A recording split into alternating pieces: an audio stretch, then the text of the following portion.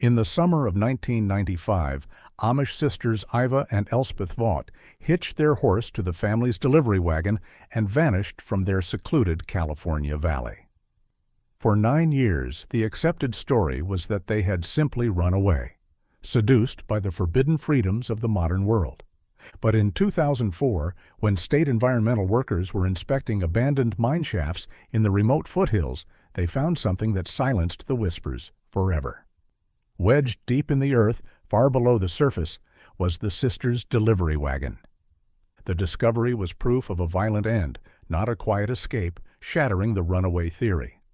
But finding the wagon only deepened the mystery, leaving behind a far more chilling question. If this is where their journey ended, where were the girls? Quilla Vaught was halfway through the painstaking process of oiling the leather harnesses when the quiet rhythm of her day fractured. The scent of neatfoot oil and old leather filled the barn, a smell that invariably conjured the memory of her daughters. Iva and Elspeth had always handled the tack, their laughter echoing against the rafters, their hands quick and sure. It had been 9 years since those echoes faded, 9 years since the girls, 19 and 23, had hitched the horse to the delivery wagon and simply dissolved into the California summer. Methodical and practiced, Quilla worked the oil into a dry martingale. The routine was a balm, a way to keep the stillness at bay. The Vaught farm, nestled in a secluded valley far from the coastal bustle, adhered to the old ways. Life was governed by the sun, the seasons, and the ordnung, but the disappearance had introduced a discordant note that never resolved. The interruption came not as a sound, but a vibration in the earth, a low rumble distinct from the clip-clop of a buggy or the groan of farm equipment. Quilla paused, rag in hand. Walking to the barn door, she looked out across the dusty yard. A county sheriff's vehicle, stark white and jarringly modern, was crawling up the long dirt lane. It was an alien presence here. The English authorities rarely came onto the settlement lands unless summoned, and they hadn't been summoned today. A knot of apprehension tightened in her stomach. Wiping her oily hands on her apron, leaving dark streaks on the faded blue fabric, she stepped out into the sunlight to meet the car. A man climbed out, tall and angular, dressed in a rumpled suit that spoke of long hours. He removed his sunglasses, squinting against the glare. "Mrs. Vaught? Quilla Vaught?" She nodded, her throat tight. "I am she." "I'm Detective Vance Russo. I'm with the Major Crimes Unit." He paused, his expression carefully neutral, professional, yet softened by something that looked like reluctance. "We need to talk about your daughters, Iva and Elspeth." The names hung in the air, heavy and sharp. "Have you found them?" The question was automatic, a reflex honed over nearly a decade. Russo looked away for a moment toward the foothills that rose sharply in the distance. "Not exactly, ma'am, but we found something significant." He explained that state environmental workers had been conducting mandated inspections of abandoned mine shafts in the remote foothills. A recent scandal involving a leaking chemical cache in an old mine further north had forced a statewide survey of these historical sites. They were looking for contaminants, rusted equipment, anything that might pose an ecological threat. Deep in a narrow shaft, designated only as Site 44B, the survey crew had found something wedged tight far below the surface. It wasn't mining equipment. "It's a buggy, Mrs. Vaught," Russo said quietly. "A horse-drawn wagon. The description we have on file from 1995. It seems to match." The world seemed to tilt. A buggy, the delivery wagon, the last tangible piece of their lives before the silence. For years, a faction within the community had whispered that the girls had simply run away, that the allure of the English world, the bright lights and forbidden freedoms, had seduced them. Quilla had never believed it. Iva and Elspeth, with their bright blue eyes and steadfast faith, would never have left without a word. But the absence of evidence had allowed the narrative to fester. "I must see it," Quilla said, the words surprising her with their firmness. "It's a difficult location, Mrs. Vout, rough terrain, and the extraction is still in progress." "I must see it," she repeated, her gaze unwavering. "If it is theirs, I will know it." The elders would disapprove. Involvement with the outside world, immersion in the violence of the past, it was contrary to the principles of acceptance and forgiveness. But this was not about the community. It was about her children. Untying her apron, she let it fall to the dirt. "Take me there now." The drive was long and jarring. The smooth asphalt of the county roads soon gave way to winding gravel tracks, and finally to rutted dirt paths that seemed barely passable. The air conditioning in the cruiser was a strange, cold sensation against Quila's skin. They traveled far from the familiar, ordered farmland, climbing steadily into the rugged, isolated mining territory. This was a landscape of scrub oak, dry creek beds, and forgotten history. A desolate place where secrets could be kept indefinitely. Rousseau was quiet, respectful of her silence. With her hands clasped tightly in her lap, Quila watched the landscape change. The closer they got, the more the dread solidified into something cold and heavy in her chest. They arrived at the site, a hive of activity that contrasted sharply with the surrounding wilderness. Several official vehicles were parked haphazardly.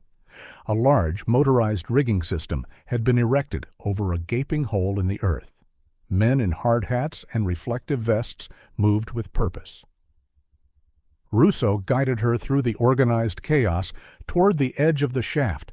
The opening was wider than she had imagined, perhaps 15 feet across, the edges crumbling and unstable.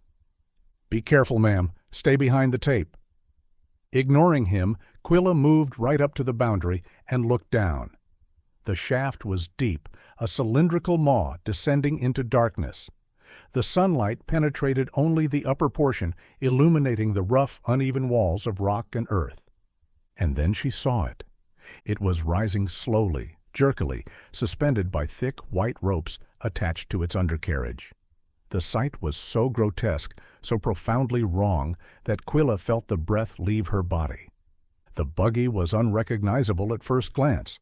Skeletal and fragile, it was caked in thick layers of dried mud and grime that obscured its original black color.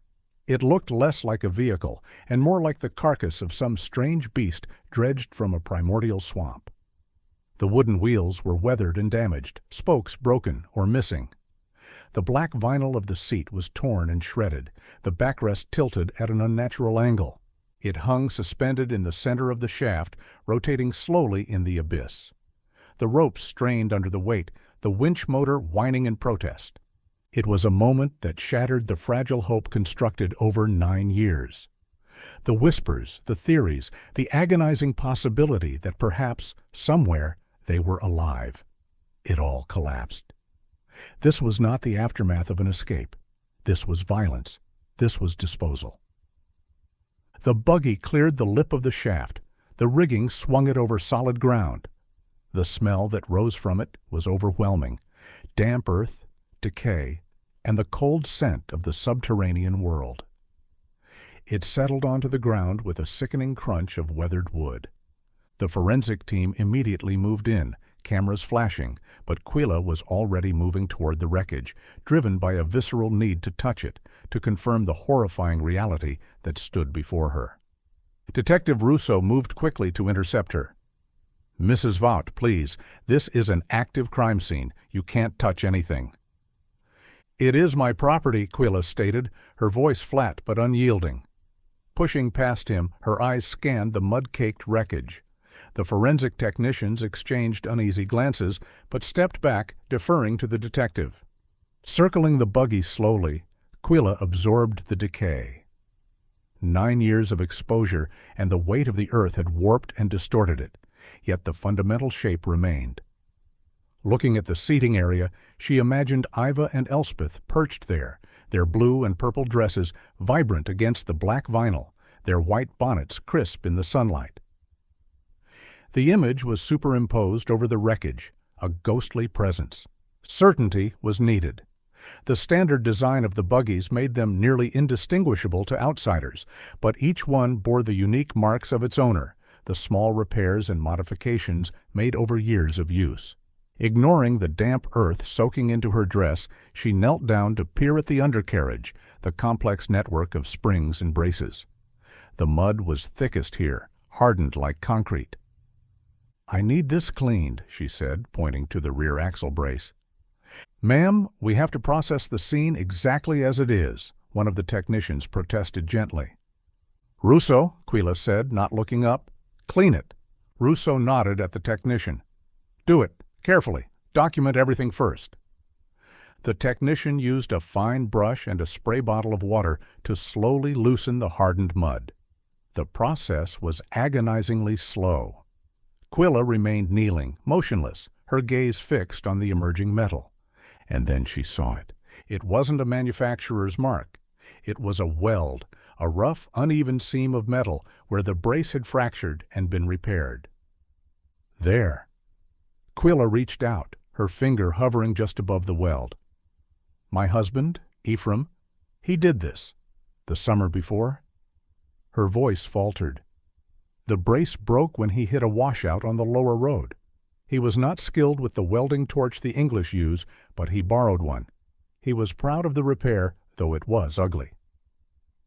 It was a detail so specific, so intimate, that it could not be mistaken. A detail that had never been included in the original police report, because who would have thought to mention an ugly weld? Russo knelt beside her, examining the mark. He looked at Quilla, his expression grim. "You're sure?" "It is theirs." The confirmation brought no relief, only a profound, crushing weight. The buggy in the mineshaft was a tombstone, even if it held no bodies. Russo stood, wiping his hands on his trousers. He turned to his team. "All right, we have a positive ID. This is officially the Vought cold case. Process everything. I want soil samples from the interior, paint analysis, trace evidence. Tear this thing apart." He spoke quietly with Quilla as the team resumed their work. The initial search of the mineshaft, conducted by the specialized team before the buggy was fully extracted, had yielded nothing else. No human remains, no clothing, no personal items. The buggy was the only thing in the shaft. The agonizing question remained, sharper now than ever. If the buggy was here, where were Iva and Elspeth? The absence of remains felt like a cruel joke, a denial of closure. The drive back to the settlement was heavier than the journey out. The reality of the discovery settled over Quilla like a shroud. The sun was setting, casting long shadows across the valley as they approached the Vought farm. News of the discovery had spread quickly, likely relayed by Russo to the local sheriff, who maintained contact with the community leaders. The quiet lanes of the settlement were unusually active.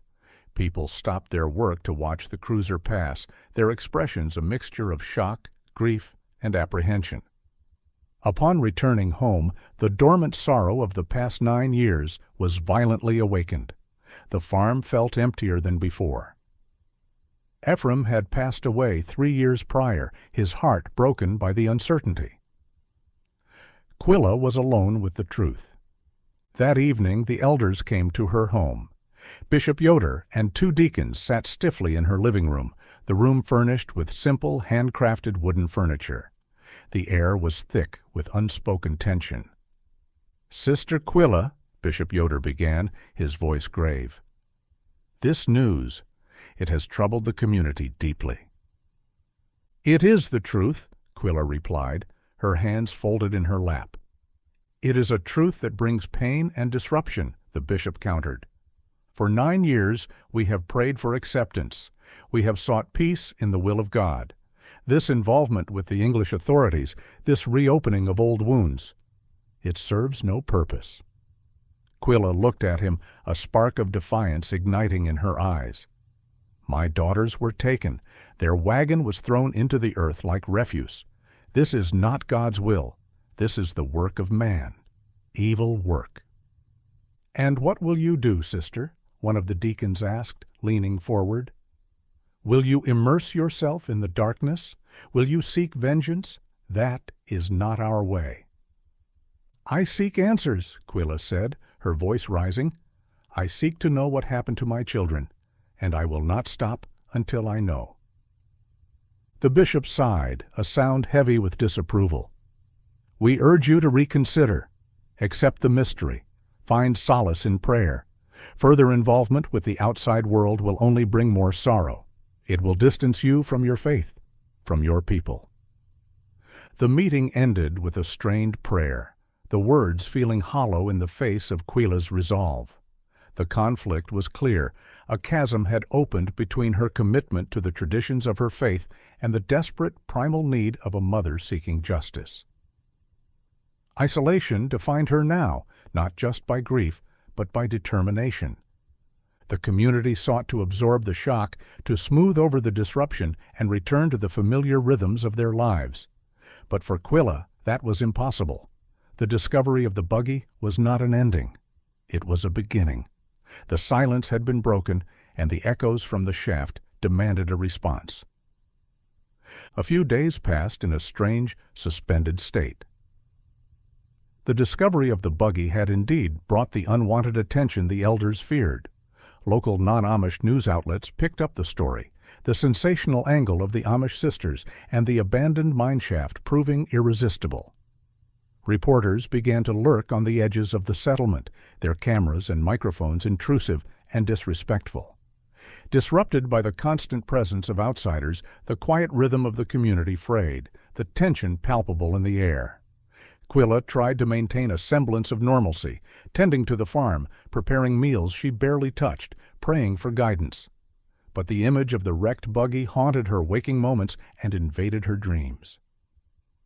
Anxiously, she waited for updates from Detective Russo, but the investigation moved with agonizing slowness. The forensic analysis of the buggy yielded little new information. The years of mud and decay had erased most traces of evidence. The community remained divided. Some offered quiet support, bringing food and condolences, their eyes reflecting their own fear and uncertainty. Others kept their distance, their disapproval evident in their averted gazes and hushed conversations. Increasingly isolated, Quilla felt caught between the world she knew and the dark mystery she was compelled to unravel. Then the fragile peace shattered. It was a Tuesday evening, the air still warm from the day's heat. Zilla Hostetler, a young woman from a neighboring farm, was walking home from a quilting circle. Zilla was 19, the same age Eva had been when she vanished. She was known for her gentle nature and her quick laughter, a bright presence in the community. The path she took was familiar, a narrow dirt road that wound through the dense cornfields separating the farms. The corn was high, creating a tunnel of green that muffled the sounds of the evening. The only light came from the rising moon, casting long, eerie shadows across the road. Zilla was humming softly to herself when the silence was broken by the sound of an engine approaching fast from behind. She moved to the side of the road, assuming it was one of the local farmers returning late. But the vehicle was unfamiliar, a dark, heavy utility vehicle, its headlights blindingly bright. The vehicle pulled up sharply beside her, gravel spitting from beneath the tires. Before Zilla could react, the driver's door flew open, and a man jumped out. He was large, heavy-set, his face obscured by the shadows and the glare of the headlights. He moved with a brutal speed that paralyzed her with fear. Grabbing her arm, his grip like iron, he violently attempted to force her into the vehicle. The attack was sudden and savage. Zilla screamed, the sound swallowed by the dense cornfields. "You think you're so pure?" the man growled, his voice rough and laced with a bitterness that chilled her to the bone. "You're nothing but hypocrites. Get in the truck." The smell hit her then, a strong, pungent odor of yeast and stale beer clinging to his clothes, mixed with the sour scent of sweat. Zilla fought back with a desperate, unexpected ferocity. The terror that had paralyzed her transformed into a surge of adrenaline. Twisting in his grasp, she kicked wildly at his legs. Biting down hard on his hand, the taste of blood filled her mouth. The man roared in pain and surprise, momentarily loosening his grip. Zilla wrenched her arm free and scrambled backward, stumbling on the uneven ground. She didn't look back. Sprinting into the dense cornfields, the sharp leaves slashed at her face and arms. She ran blindly, fueled by terror, the sound of the man shouting angrily behind her, echoing in the night. He pursued her for a few moments, crashing through the cornstalks. But the darkness and the density of the field made the chase difficult.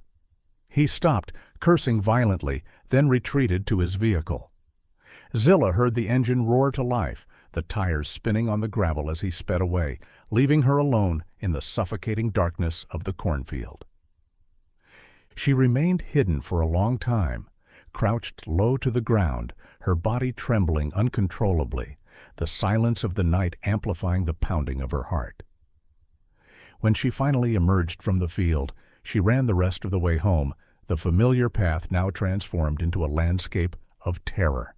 She arrived home hysterical, her clothes torn, her arms covered in scratches. Terrified by her appearance and her frantic story, her parents immediately sent for Quilla. Quilla arrived within minutes. The scene in the Hostetler farmhouse was chaotic. Zilla was sobbing uncontrollably, her words tumbling out in a torrent of fear and confusion. Kneeling beside her, Quilla felt her own heart pounding with a sickening dread. She gently took Zilla's hands, her calm presence helping to quiet the rising panic in the room. The community was paralyzed. The discovery of the buggy and this new attack suggested something far more sinister than a random act of violence. The threat was not historical, buried in the past. It was immediate, active, and targeted. The fear that had been simmering beneath the surface erupted into a wave of terror that engulfed the settlement. The sanctuary they had built was no longer safe. The attack on Zilla Hostetler shattered any remaining illusion of safety within the Amish settlement. The following morning, Detective Russo arrived, the atmosphere far more charged than his previous visits. The elders, who had previously urged caution and non-involvement, were now demanding answers and protection. Quilla found herself in a crucial, if uncomfortable, position. Zilla, traumatized and distrustful of outsiders, refused to speak directly to Russo. She clung to Quilla, the shared experience of trauma creating a bond between them. This made Quilla the intermediary, the bridge between the terrified young woman and the determined detective. They sat in the Hostetler's kitchen, the morning light streaming through the windows, illuminating the stark simplicity of the room. Gently, Quilla coaxed the details of the attack from Zilla, translating her fragmented sentences and emotional responses into a coherent narrative for Russo. The description of the assailant was vague. He was English, non-Amish. Heavy-set, rough hands, his face obscured by the darkness and the chaotic nature of the struggle. But the most distinct details were not visual, but sensory. "The smell," Zilla whispered, her voice trembling. It was strong, like the mash left over from brewing, sour, yeasty. Quilla felt a chill despite the warmth of the fireplace, the smell of yeast and stale beer. It was a distinct detail, unusual in their community where alcohol consumption was strictly regulated. "What did he say to you, Zilla?" Quilla asked, squeezing her hand. Zilla recounted the words, the phrases laced with bitterness and resentment. "He called me a fraud. He said we thought we were better, safe." She looked at Quilla, her eyes pleading for understanding. "He hated us. He hated who we are." This suggested a familiarity with the Amish lifestyle, a deep-seated animosity that went beyond a random act of violence. It wasn't just an attack, it was a targeted assault on their identity. Russo noted everything, his expression unreadable. He assured the Hostetlers that patrols in the area would be increased, but the isolation of the settlement made constant surveillance impossible. The interview concluded. Russo left, promising to return the next day. The community was left to grapple with the reality that they were being hunted. Walking home late that evening, Quilla found the darkness feeling oppressive, menacing. The familiar path seemed fraught with danger. Every shadow, every rustle of the wind sent a jolt of adrenaline through her. She reached her own farm, the house dark and silent. As she approached the front gatepost, something caught her eye that hadn't been there when she left. It was a splash of white against the dark wood, an envelope nailed aggressively to the post with a large, rusted nail. Quilla's heart pounded against her ribs. She scanned the darkness, half expecting the attacker to emerge from the shadows. The yard was empty. Approaching the gatepost cautiously, she saw the envelope was plain, unmarked. The fear urged her to leave it untouched, to summon the authorities, but the need to know was stronger. Carefully, she pulled the envelope from the nail, the paper tearing slightly. Inside the opened envelope was a single sheet of paper, covered in crude, handwritten block letters. The handwriting was erratic, aggressive. The message was short, but the impact was devastating. "Stop searching. They are dead anyway. Leave the past buried or more will follow." Quilla stared at the words, the breath leaving her body. It was a direct threat, a confirmation that the attack on Zilla was connected to the discovery of the buggy. The perpetrator knew who she was. He was watching her, reacting to her involvement. A chilling certainty settled over her. The man who attacked Zilla was the same man who took her daughters. The evil had a shape now, a voice, a smell. She took the letter to Russo the next morning. He examined it carefully, his expression darkening. "He's escalating," Russo said. The discovery of the buggy spooked him. He's trying to regain control. "He says they are dead," Quilla whispered, the words tasting like ash in her mouth. "It might be an intimidation tactic," Russo cautioned. "A way to make you stop looking. We can't assume it's true." The letter was taken for analysis, fingerprints, DNA, paper analysis. But Quilla knew they would find nothing. The perpetrator had been careful, hiding his tracks for 9 years. The threat galvanized Quilla. The fear was still there, a constant companion, but it was overshadowed by a cold, hard anger. This man could not be allowed to terrorize her community. He could not dictate the fate of her daughters. The police investigation was moving too slowly, constrained by procedures and the lack of concrete evidence. Quilla realized passivity was no longer an option. She had to find answers herself. She had to understand what happened 9 years ago, and she had to start at the beginning. The threat letter changed everything. It transformed the abstract fear into a tangible danger, but it also ignited a proactive drive in Quilla. Waiting for the police to find a needle in a haystack was unacceptable. If the attacker was watching her, motivated by her search, then she needed to understand the terrain he operated on, both literally and figuratively. Early the next morning, before the sun had fully risen, Quilla entered the barn. The scent of hay and leather was familiar, comforting. She hitched her horse, a sturdy Morgan named Bess, to her own buggy. It was smaller than the delivery wagon, lighter, but the rhythmic movements of preparing the tack were the same. Her intention was to retrace the exact delivery route Iva and Elspeth took on that fateful day in July 1995. It was a route she hadn't traveled in its entirety since the disappearance. The memory was too painful, the associations too raw. But now it was necessary. Packing a small lunch and a jug of water, she left a note for the neighbors who were helping with the farm chores, simply stating she would be gone for the day. No one was told where she was going. The elders would disapprove, and the fear in the community was so palpable that any unusual activity would draw unwanted attention. This was a task she had to undertake alone. The buggy wheels crunched on the gravel lane as she left the farm. The morning air was cool, the valley still shrouded in mist. Quilla guided Bess onto the main settlement road, the clip-clop of the horse's hooves, the only sound in the stillness. The delivery route was extensive, winding through the settlement and extending to the neighboring English farms and small towns that relied on the Amish for produce and handcrafted goods. Iva and Elspeth had been making these deliveries for years. They were experienced, capable. The route was safe, or so they had believed. Methodically, Quilla followed the route, visualizing her daughters on the road ahead of her. The first stop was the Miller farm, a few miles down the road. Stopping the buggy at the gate, she looked at the familiar farmhouse. The Millers were still there, older now, their children grown. She didn't go in, just sat there, trying to see what her daughters had seen, to feel what they had felt. She continued on, the sun climbing higher in the sky. The landscape shifted from the ordered fields of the settlement to the more rugged terrain of the surrounding area. The edge of the settlement was reached, the boundary marked by a simple wooden sign. The next stops were the English farms.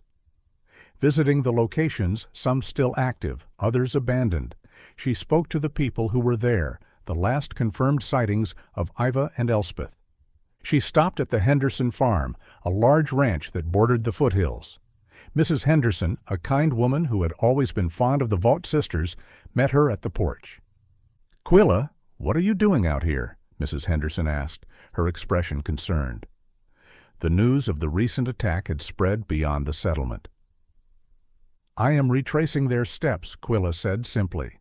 "I need to know if there was anything missed, anything unusual that day." Mrs. Henderson sighed, the memory clouding her eyes. "I've told the police everything I know, Quilla. They stopped here around noon. They seemed happy, cheerful. They were talking about the upcoming barn raising. They left, heading toward the general store in town." "Did you see anyone else on the road?" Quilla pressed. "Any unfamiliar vehicles? Strangers?" Mrs. Henderson shook her head. "It was quiet, just a normal summer day. I watched them go. They waved." She paused, the memory painful. "It was the last time I saw them." Quilla thanked her and continued on. The route led toward the small town of Oakhaven, a few miles away. The general store was still there, under new ownership. The previous owner, Mr. Gable, had retired and moved away. The new owner knew nothing about the disappearance. The trail went cold after the general store. Iva and Elspeth had presumably started the return journey toward the settlement, taking the back road that skirted the edge of the foothills. This was the stretch of road where the abduction likely occurred. Quilla guided Bess onto the back road. It was isolated, narrow, bordered by dense woods on one side and the rising slopes of the foothills on the other.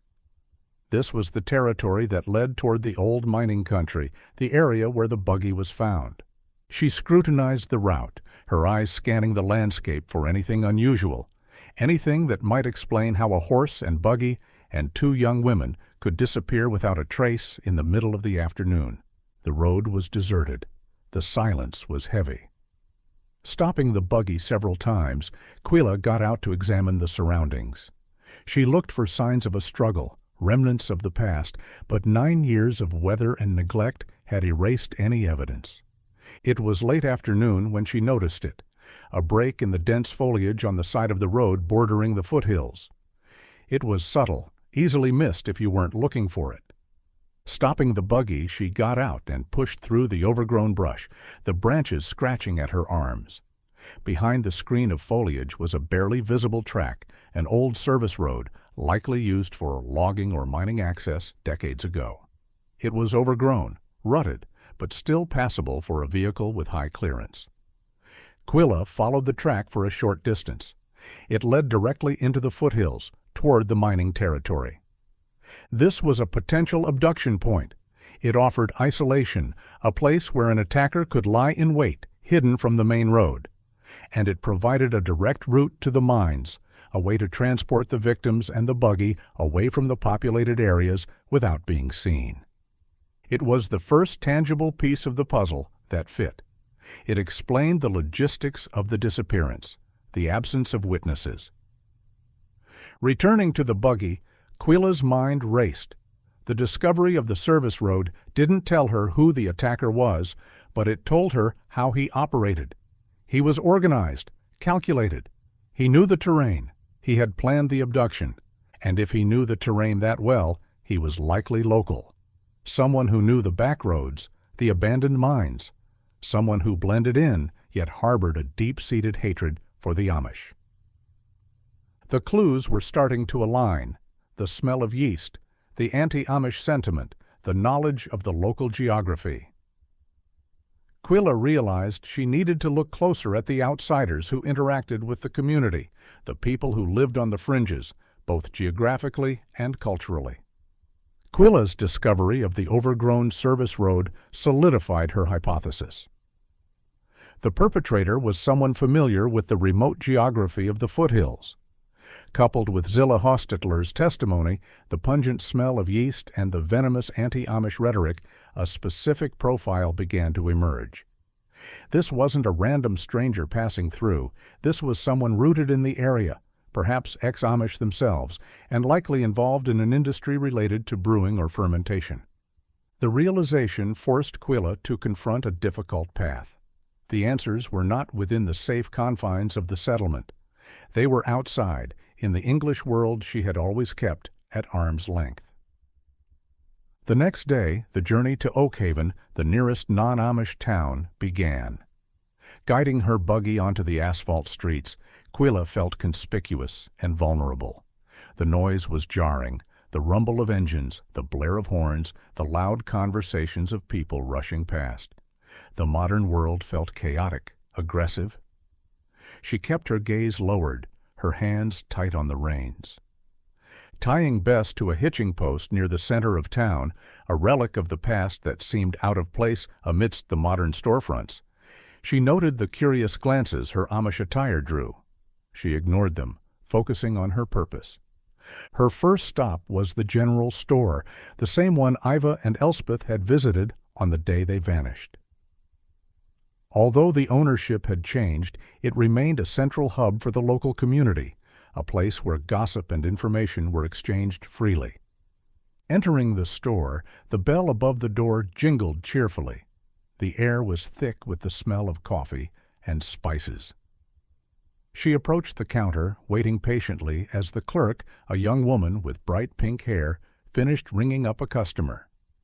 "Can I help you?" the clerk asked, her tone friendly but distracted. "I am looking for information," Quilla began, her voice quiet but firm, "about people who lived in this area around 1995. The clerk looked skeptical. "That's a long time ago. We have records, but—" "I am interested in anyone known to be hostile toward the Amish community," Quilla continued, pressing on, "or anyone who might have been ex-Amish." The clerk's expression shifted. The mention of the Amish community, in light of the recent news, caught her attention. "You're Mrs. Vout, aren't you?" Quilla nodded. "I'm sorry about your daughters, and about what happened to Zillah Hostetler. It's terrible." She paused, thoughtful. "Hostile toward the Amish. That's specific. I don't know anyone like that now, but maybe some of the old-timers." She directed Quilla to the feed market on the edge of town, a place frequented by the local farmers and ranchers who had been in the area for decades. Quilla traveled to the feed market, a large, dusty warehouse filled with sacks of grain and farming equipment. The smell of hay and molasses was familiar, comforting. She found the owner, an elderly man named Mr. Abernathy, in the back office. He was gruff, suspicious of outsiders, but Quilla's directness and her connection to the recent events persuaded him to talk. "Ex-Amish?" Mr. Abernathy scratched his chin, leaning back in his chair. "Not many of those around here. The settlement keeps to themselves. But hostile, yeah, there was one guy." He paused, searching his memory. "He used to come in here regularly back in the mid-90s. Volatile fellow, always complaining. Had a chip on his shoulder the size of a redwood." "What was he complaining about?" Quilla asked, her heart pounding. "The Amish," Mr. Abernathy said emphatically. "Hated them, said they were hypocrites, frauds, said he had left a community in another state. Good riddance, I say. He was a nasty piece of work." A surge of adrenaline rushed through Quilla. This matched the profile. What did he do for a living? "He was trying to start a brewery," Mr. Abernathy said, with a dismissive wave of his hand. "A small operation, out in the industrial area near the foothills. Thought he was going to make a fortune. Failed miserably. Went bankrupt a year or two later." A brewery. The smell of yeast. The proximity to the foothills, the timeline matched. "Do you remember his name?" Quilla asked, her voice tight with anticipation. Mr. Abernathy shook his head. "It was a long time ago. Started with a B, maybe? Baxter? Byler? Something like that. I don't remember. But I remember the smell." "The smell?" "Yeah. He always smelled strongly of yeast, like he bathed in the stuff. Unpleasant." A chill ran through Quilla despite the dusty heat of the warehouse. The clues were converging. A bitter ex-Amish man running a failed brewery near the foothills who smelled strongly of yeast. It was too specific to be a coincidence. Thanking Mr. Abernathy, she returned to her buggy. The name was still missing, but she had a concrete lead, a direction to focus her search. Identifying the failed brewery was the next step. And to do that, she needed access to public records. The realization brought a new wave of apprehension. The county records office was in the county seat, a larger town further away, even more chaotic and unfamiliar than Oak Haven. Navigating the bureaucracy of the English world was a daunting prospect, but Quilla knew she had no choice. The path forward led directly into the heart of the system she had always avoided. The lead from the feed market was the most significant breakthrough since the discovery of the buggy. The failed brewery connected the sensory details provided by Zilla with the geographical location of the disappearance and the psychological profile of the perpetrator. Now a name was needed. The journey to the county seat was a trial in itself. The distance was too great for the buggy. Quilla had to hire a driver, a local man who often provided transport for the Amish community when travel to the English world was unavoidable. The experience was deeply uncomfortable. The speed of the car, the confinement of the cabin, the noise of the traffic, it all grated on her nerves. They arrived at the county records office, an imposing stone building in the center of the bustling town. Stepping out of the car, Quilla felt small and insignificant amidst the towering buildings and the crush of people. Taking a deep breath, she steeled herself for the task ahead. Inside, the office was a maze of corridors and counters. The air was stale, smelling of dust and old paper. The noise was overwhelming, the ringing of phones, the clicking of keyboards, the murmur of conversations. It was a world away from the quiet stillness of the settlement. Waiting patiently, Quilla approached the main counter. The clerk, a middle-aged woman with a weary expression, finally looked up. "Yes?" "I need to access public records," Quilla said, her voice steady despite her nervousness. "Business licenses, permits." "What are you looking for specifically?" the clerk asked, her tone bureaucratic, indifferent. "A brewery, a small operation, located in the industrial area near the foothills. Active around 1995, failed shortly after." The clerk sighed, typing something into her computer. "That's very specific. We have digitized records back to 2000. Anything earlier is in the archives. You'll need to fill out a request form."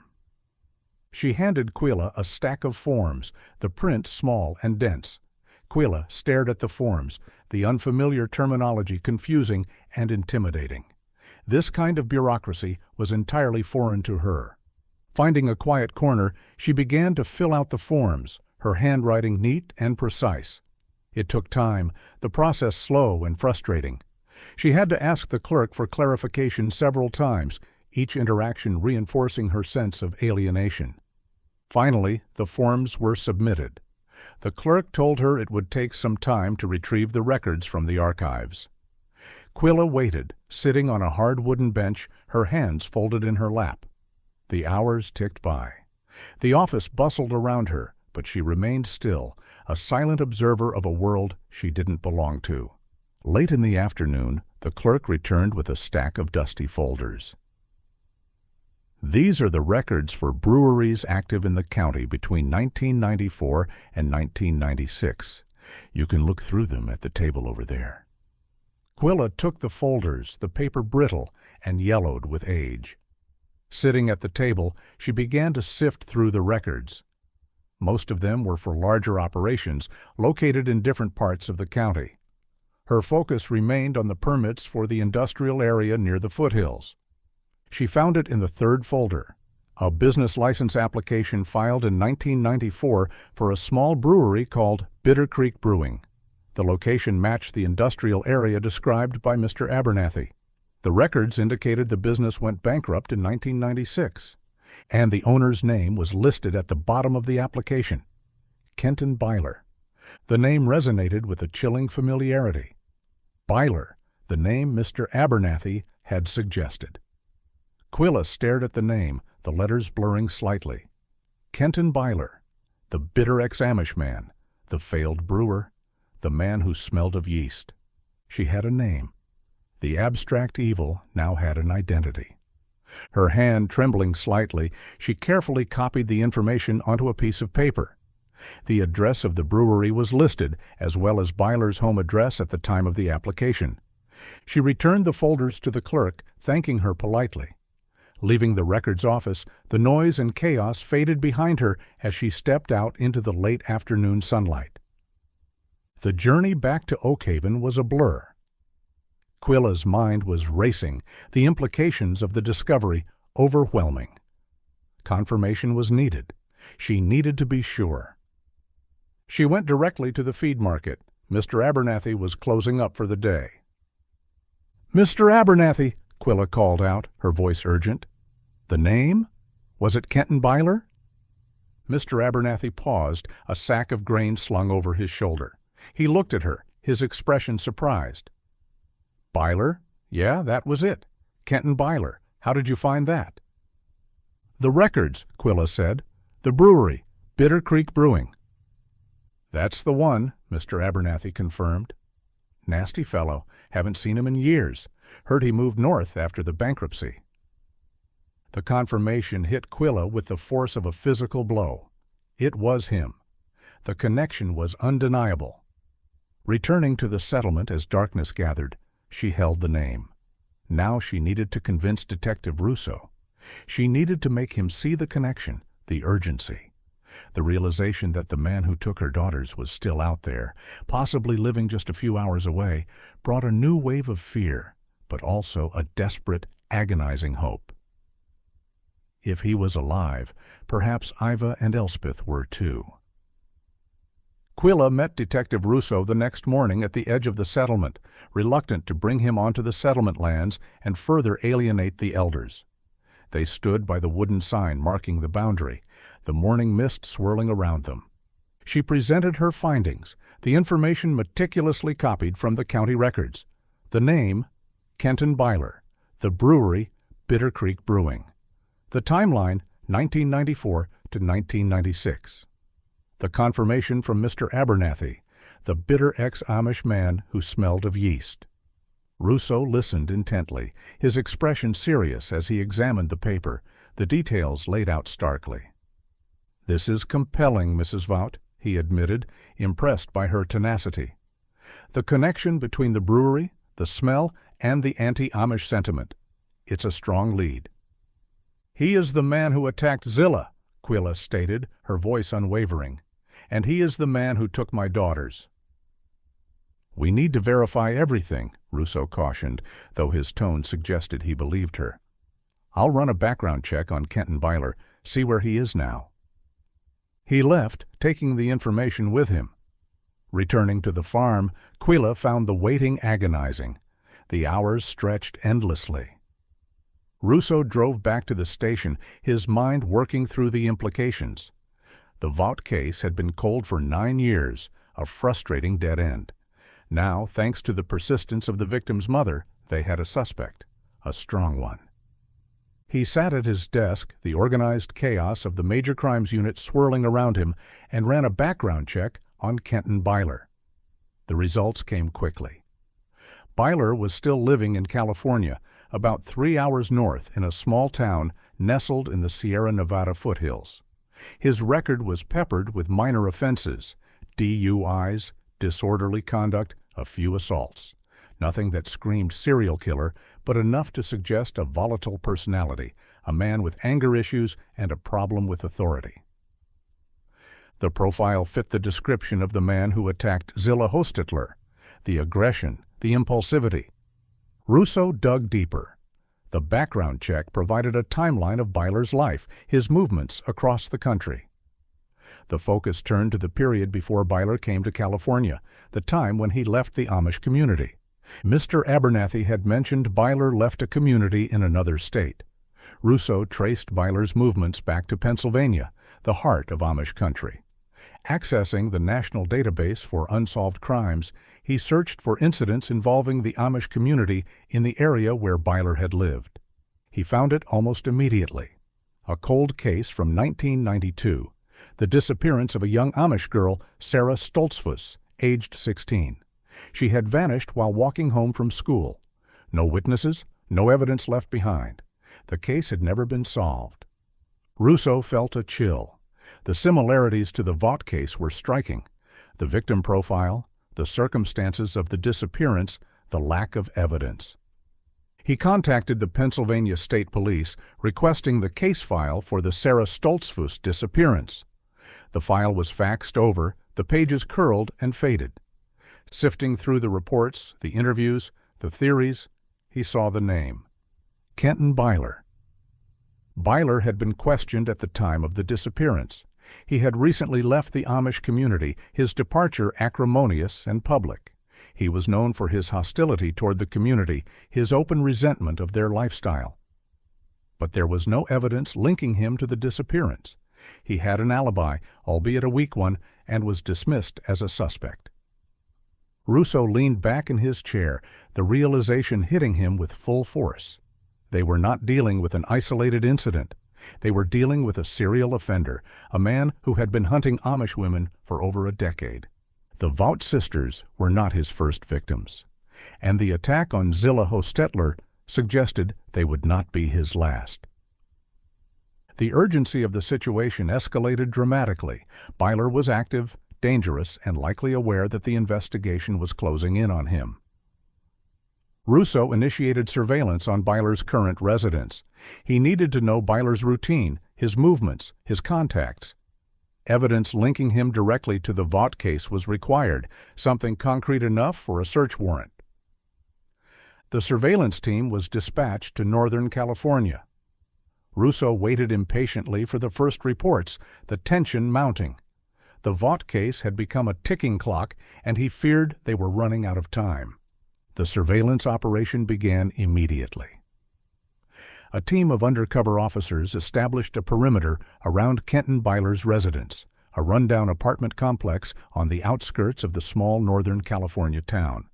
The goal was to observe, document, and gather enough evidence to justify a warrant. Russo received the initial reports later that day. Byler was observed behaving erratically. He paced his apartment, peered through the blinds, and made frequent trips to his vehicle, a dark blue Ford Bronco, matching the description of the utility vehicle used in the attack on Zilla. He seemed paranoid, agitated. This was both encouraging and alarming. It suggested Byler was feeling the pressure, perhaps aware that the discovery of the buggy had reignited the investigation.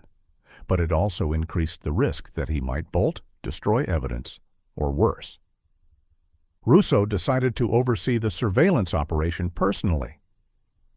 Driving north, he arrived late in the evening and met with the surveillance team, reviewing the logs and the photographs.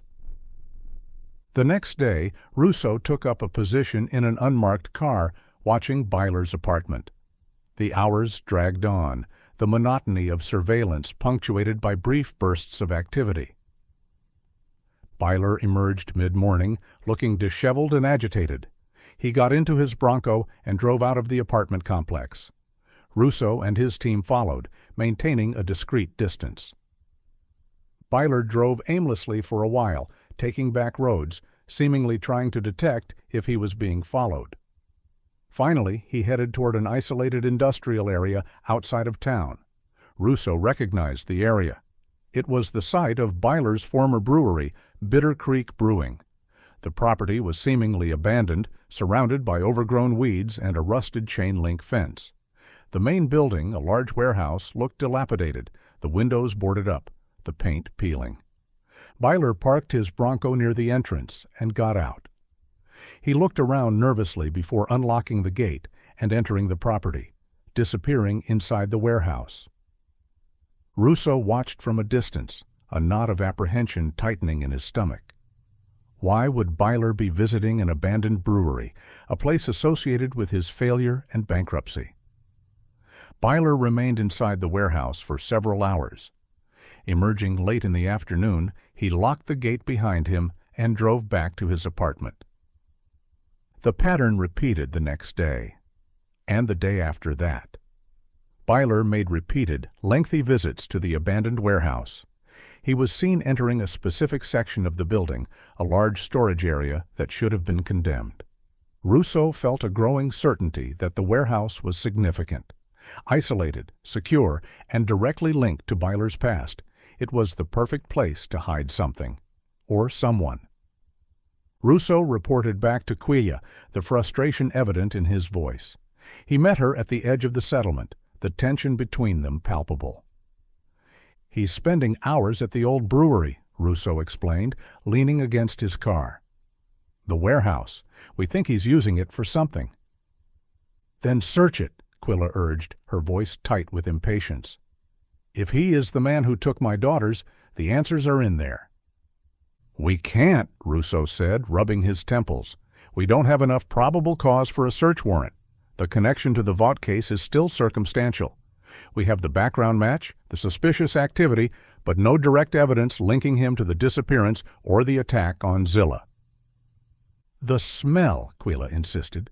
"The brewery, the ex-Amish background. It all fits." "It fits a profile," Russo countered. "But it's not enough for a judge.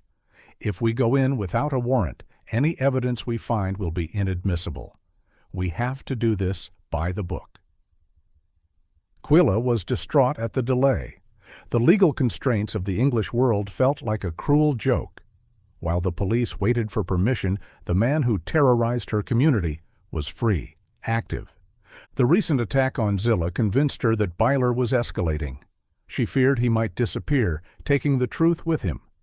And the agonizing possibility remained, faint but persistent, that one of her daughters might still be alive, held captive in that warehouse. The image of the dark, dilapidated building haunted her. The thought of Iva or Elspeth trapped inside, suffering for 9 years while the world moved on, was unbearable. The police were paralyzed, constrained by rules and procedures. Quilla realized with a chilling clarity that if she wanted answers, she would have to find them herself. The realization was terrifying, but also liberating. Relying on the English authorities was no longer an option. The fight was hers now. The realization that the investigation was stalling, hampered by the very laws meant to protect, crystallized a desperate resolve within Quilla.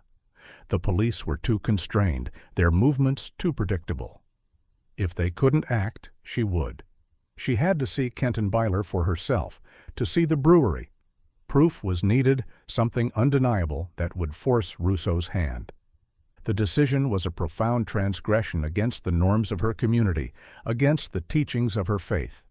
To actively pursue the man who had wronged her, to immerse herself in the darkness of his world, it was contrary to the principles of acceptance and non-resistance.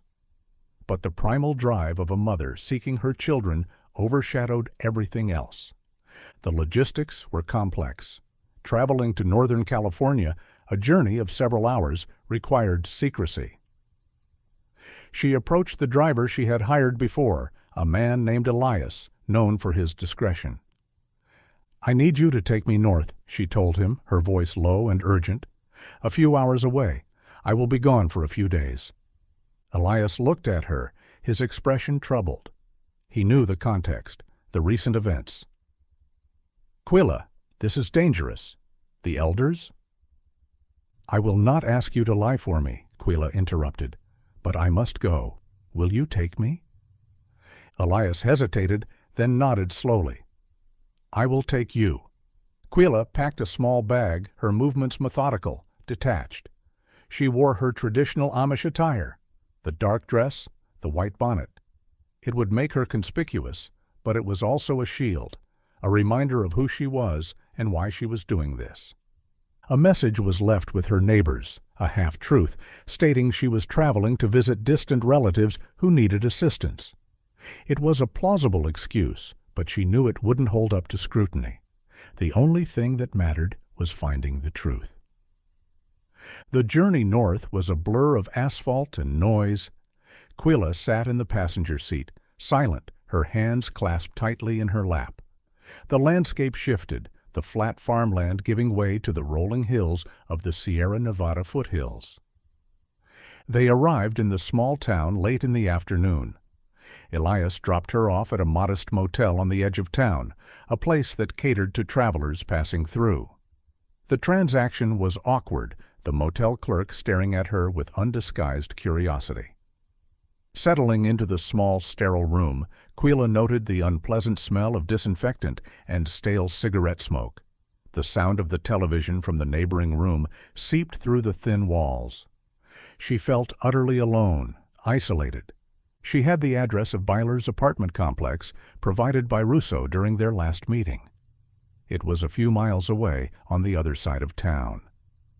As evening fell, Quilla left the motel. She walked, the distance manageable, the exercise calming her nerves. Approaching the apartment complex cautiously, she saw it was a rundown collection of two-story buildings, the paint peeling, the landscaping neglected. Byler's apartment was on the ground floor, the blinds drawn tight. Locating a spot across the street, a small park bench obscured by the shadows of a large oak tree, she sat down, waiting. Staking out Byler was a risky endeavor. Her Amish attire made it difficult to blend in. She had to rely on the darkness and the assumption that no one would pay attention to a woman sitting quietly on a park bench. The hours ticked by. The night was quiet, the stillness punctuated by the occasional sound of a passing car or a distant dog barking. Around midnight, the lights in Byler's apartment went out.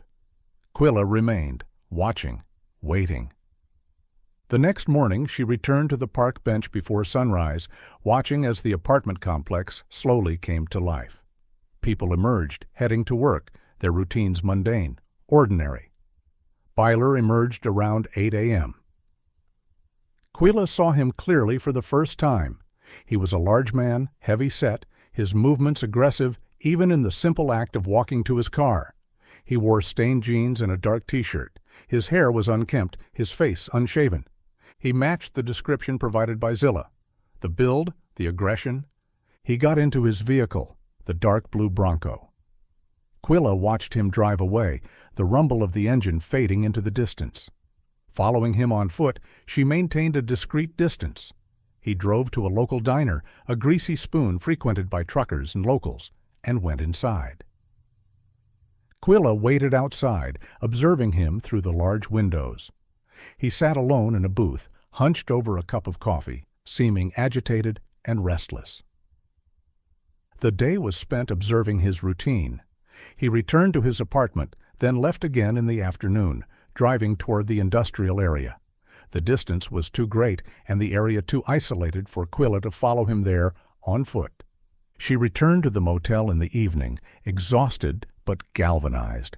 She had seen him. His identity was confirmed, and she had observed his obsession with the abandoned brewery. The warehouse was the key. She knew it with a chilling certainty. The answers were inside, and she had to find a way to get in. Quilla shifted her attention from Byler's apartment to the abandoned brewery. Her surveillance confirmed that he spent most of his days there, hidden away in the dilapidated warehouse. The need to see inside, to understand what he was hiding, became an obsession. She decided to scout the property at night. The risk was immense, but the darkness offered a cover she desperately needed. A taxi took her to the industrial area, and she asked the driver to drop her off a mile from the brewery. The rest of the way had to be on foot, the silence of the deserted streets amplifying the pounding of her heart. The brewery was located at the end of a narrow access road, surrounded by other abandoned warehouses and empty lots. The isolation was profound. The air was still, heavy with the scent of dust and decay. Quilla approached the property cautiously. A rusted chain-link fence surrounded the perimeter, topped with barbed wire. The main gate was secured with a heavy padlock. The property was overgrown with weeds, the asphalt cracked and uneven. The warehouse itself was a large, imposing structure. The windows were boarded up or broken, the metal siding rusted and stained. It looked derelict, abandoned.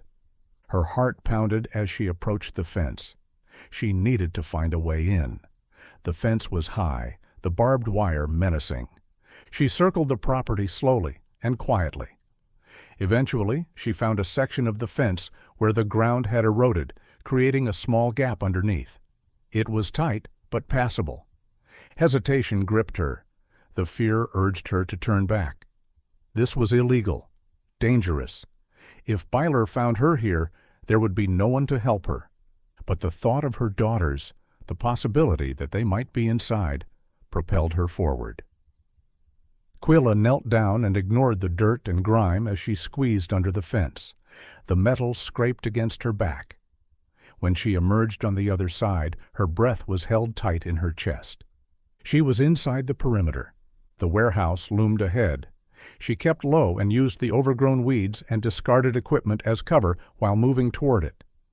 As she got closer, signs emerged that the brewery was not entirely abandoned. A section of the warehouse, the area where Russo had observed Byler entering, seemed to have power. A faint light seeped through the cracks in the boarded-up windows. And the smell. It was stronger here, overwhelming. The pungent odor of yeast and fermentation, the sickly sweet scent of stale beer. But something else was mixed with it, something foul, unpleasant, the smell of decay. Quilla suppressed a wave of nausea, the scent triggering a visceral reaction.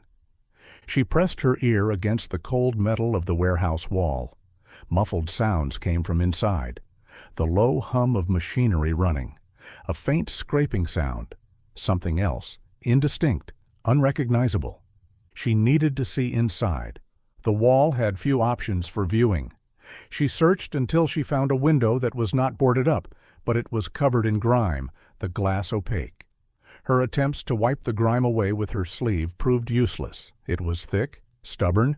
The interior was barely discernible. A large, cluttered space. Shapes indistinct in the dim light. She needed to get closer. The main entrance was a large roll-up door secured with another padlock. She moved toward it. Suddenly, a low growl broke the silence. Quilla froze. She scanned the darkness. A large shape emerged from the shadows near the entrance. A dog. A large, aggressive-looking Rottweiler. It was chained to a metal stake in the ground, but the lead was long, allowing it a wide range of movement. The dog saw her. It barked viciously, the sound echoing in the stillness of the night. It lunged toward her, the chain snapping taut as it reached the end of its tether. The dog was agitated, ferocious. It strained against the chain, its teeth bared, its eyes fixed on her. Quilla stumbled back. A jolt of adrenaline surged through her. She hadn't expected a guard dog. The noise was too loud. If Byler was inside, he would have heard it. Retreat was the only option. She turned and ran back toward the fence. The dog's barking followed her as she scrambled under the fence and disappeared into the darkness. She didn't stop running until she reached the main road. Her lungs burned. Her body trembled. She had failed to get inside the warehouse, but her suspicions were confirmed. Byler was using the brewery. He was hiding something there, and he was protecting it. The setback was frustrating, but it also clarified the challenge. Getting into the brewery undetected was impossible. The security measures were too tight. A new strategy was needed. She needed to rattle Byler, force him to make a mistake. Direct confrontation was the only path left. The decision was terrifying, reckless. But Quilla knew it was the only way. The passive observation had reached its limit. It was time for action. The encounter with the guard dog crystallized the reality of the situation. The brewery was a fortress, and Kenton Byler was guarding its secrets fiercely. Quilla realized that a stealthy approach was impossible. The police were still immobilized by legal constraints. Time was running out. A highly risky strategy was formulated. She couldn't get into the brewery, but she could get to Byler. The goal was to rattle him, to force him out of the shadows and into the light. Confirming his identity publicly, exposing him, might force him to make a mistake in his panic. From her surveillance, Quilla knew Byler's routine. He frequented the local diner, the Greasy Spoon on the edge of town, every morning at 8 a.m. sharp. It was a public space, neutral ground, offering a degree of protection, but also the potential for a volatile confrontation. The next morning, Quilla arrived at the diner before sunrise. Sitting in a booth near the entrance, her back to the wall, she had a clear view of the entire room. She ordered a cup of coffee, the bitter liquid scalding her throat.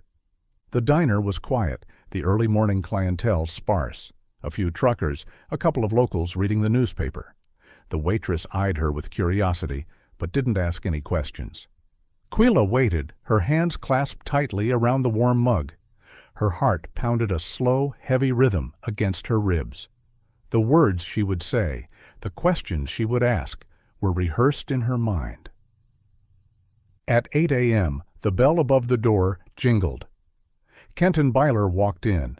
He moved with the same aggressive energy she had observed before. He looked disheveled, agitated. Scanning the room, his eyes narrowed before he settled into his usual booth in the back corner. Quilla watched him, her gaze steady. The waitress approached him, the interaction brief, familiar. Byler ordered his coffee. This was the moment. Standing up, Quilla's movements were deliberate, measured. Walking toward Byler's booth, the eyes of the other patrons followed her. The silence in the diner seemed to deepen, the tension palpable. She reached the booth.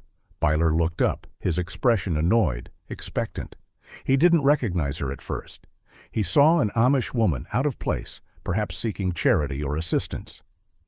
"Kenton Byler," Quilla said, her voice clear and steady, cutting through the silence. Byler froze, the coffee mug halfway to his lips. His eyes widened in surprise, then narrowed in suspicion. "Who are you?" he demanded, his voice rough. "My name is Quilla Vaut." The recognition hit him instantly. He must have seen her picture in the local news coverage of the buggy discovery. Or perhaps he had been watching the settlement, studying his victims. "You!" he hissed, the word laced with venom. "I want to know what happened to my daughters," Quilla continued, her voice unwavering. "I want to know about the abandoned mine shaft." Byler's expression darkened, a storm of rage gathering in his eyes. "You have no right to be here. You have no right to ask me anything." "And the smell of yeast," Quilla pressed on, the words calculated to provoke a reaction. "The smell on the day Zilla Hostetler was attacked, the same smell that clings to you now." The accusation hung in the air, heavy and sharp. The other patrons in the diner were staring now, the conversations hushed. Byler's reaction was explosive. He slammed the coffee mug onto the table, the liquid sloshing over the rim. Standing up, he towered over Quilla. "You crazy bitch!" he roared, his face contorted in rage. "You think you can come here and accuse me? You think you can dredge up the past?" He lunged forward, flipping the table with a violent heave. The dishes shattered on the floor, the sound echoing in the sudden silence. Quilla stumbled back, the violence of the reaction shocking her, despite her anticipation. Byler was enraged, exposed. He advanced on her, his hands clenched into fists. "I should kill you right now," he threatened, his voice loud enough for everyone in the diner to hear. The diner owner emerged from the kitchen, alarmed. "Hey, what the hell is going on here? Get out! I'm calling the police." Byler paused, the threat of the police momentarily cutting through his rage. He looked around, realizing he was exposed, vulnerable. He glared at Quilla, his eyes burning with hatred. "This isn't over. You hear me? This isn't over."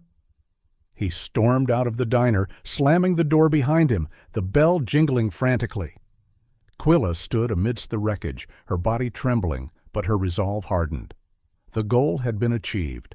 Byler was panicked, exposed. He had confirmed his identity, his volatility, his connection to the events that had shattered her life.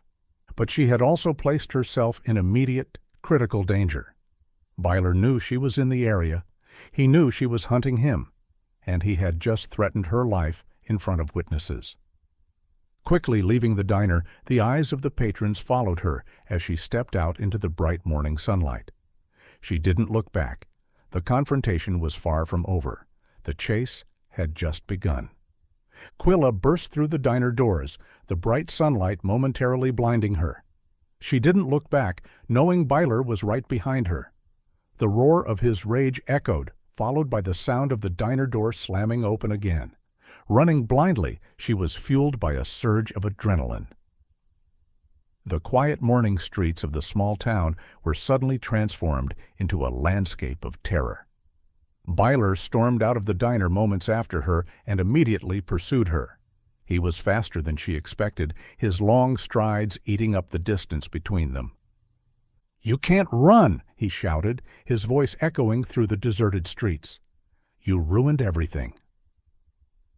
Quilla was at a severe disadvantage. No vehicle, no knowledge of the area, no cell phone.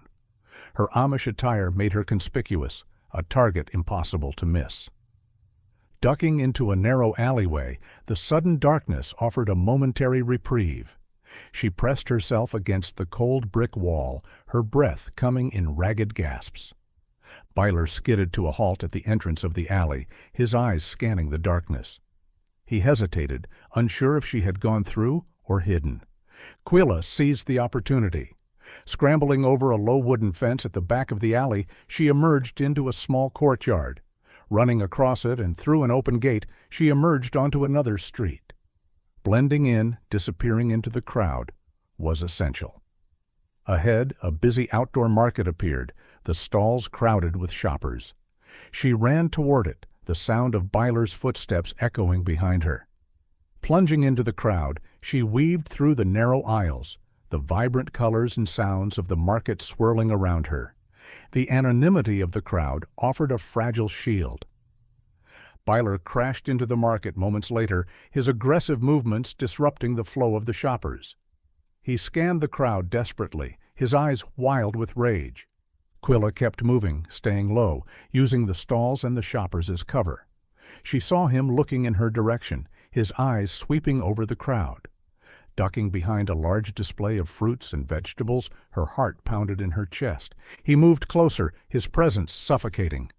The familiar odor of yeast and sweat cut through the fragrant aromas of the market. He was just a few feet away. Holding her breath, she prayed he wouldn't see her. Suddenly, a commotion erupted at the other end of the market. A stall had collapsed, sending a cascade of oranges rolling across the ground. Byler turned toward the sound, distracted. Quilla didn't hesitate. Slipping away from the stall, she merged back into the crowd, moving quickly toward the exit of the market.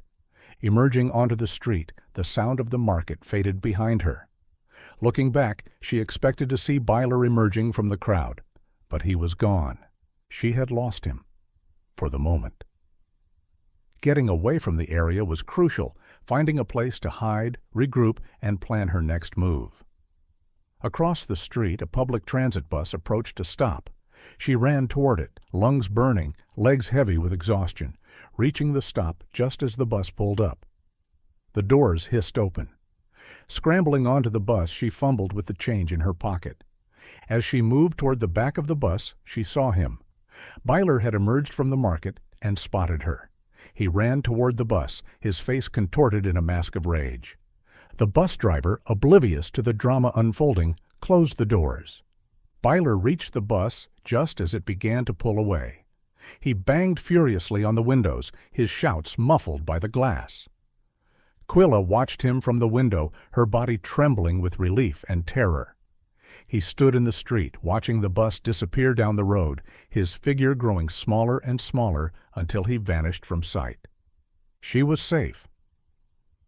For the moment. Getting off the bus in a different part of town, she found a quiet residential area far from the center. The streets were lined with trees, the houses small and neat. She found a public library, the building modern and imposing. Inside, the cool, quiet atmosphere was a welcome respite from the chaos of the chase. In a secluded corner, she sat down, the silence enveloping her. She was safe, but the victory was temporary.